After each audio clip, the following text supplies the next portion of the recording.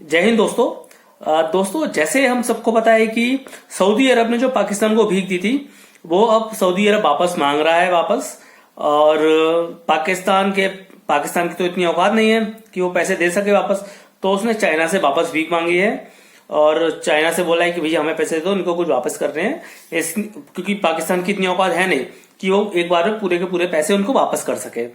और साथ के साथ दोस्तों, सऊदी अरब के साथ साथ यूएई और कतर, इन दोनों ने भी अपने रिलेशन पाकिस्तान के साथ खत्म करना स्टार्ट कर चुके हैं, क्योंकि इनको मालूम है कि अगर सऊदी अरब इनके साथ नहीं रुक सकता है तो हम तो रुक ही नहीं सकते हैं, क्योंकि सऊदी अरब किंग है। सऊदी अरब ना, जो इनकी मुस्लिम कंट्रियां हैं कुछ 57 पूरे वर्ल्ड में, वो उनका राजा इस समय सऊदी अरब है।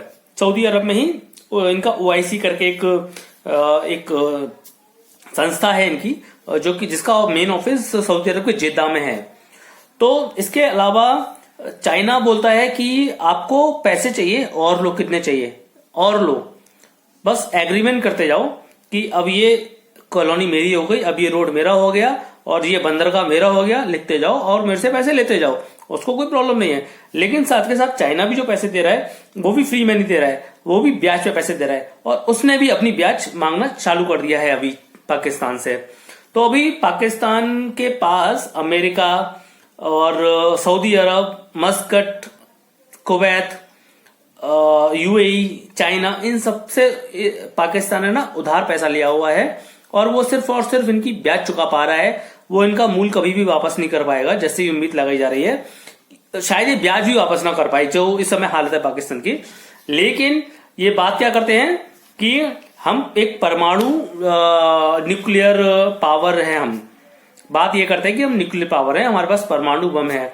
ये पता नहीं कहां से इनके लोगों के अंदर ये भर दिया गया है, पाकिस्तानी लोगों के अंदर ये भर दिया गया है, या पाकिस्तानी पॉलिटिशियन के अंदर, या पाकिस्तानी जो मीडिया है इनके अंदर भर दिया गया है कि हम एक न्यूक्लियर पावर हैं और हम इसलिए मेन है। अरे भाई, न्यूक्लियर पावर किसके पास नहीं है?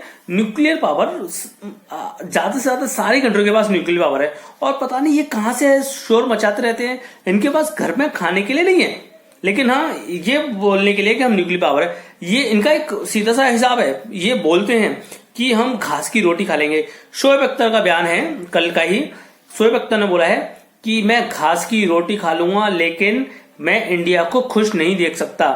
हमको इंडिया से लड़ाई करनी चाहिए, हमको इंडिया से कश्मीर वापस लेना चाहिए। हम भूखे रह सकते हैं, मर सकते हैं, कुछ भी कर सकते हैं, लेकिन हम लड़ाई जारी रखेंगे।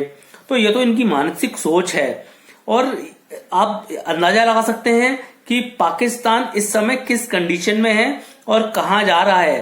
पाकिस्तान इस समय पूरी दुनिया में शोर मचा रहा है कि हमने कोरोना पे काबू पा लिया है।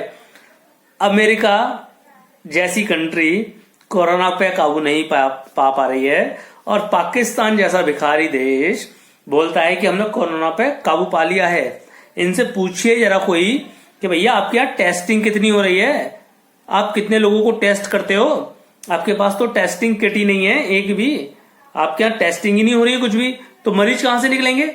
इंडिया में केस बढ़ रहे हैं क्योंकि टेस्टिंग ज्यादा हो रही है और ये अच्छी बात है। इंडिया में अगर केसेस ज्यादा आ रहे हैं तो ये ठीक, क्योंकि टेस्टिंग हो रही है। टेस्ट करके हम उनको आइसोलेट कर रहे हैं, हम उनको दवा दे रहे हैं, उनको ठीक कर रहे हैं, जिससे कि ये बीमारी ज्यादा ना फैले, ज्यादा लोग को मतलब ज्यादा लोग मरे ना इस बीमारी से।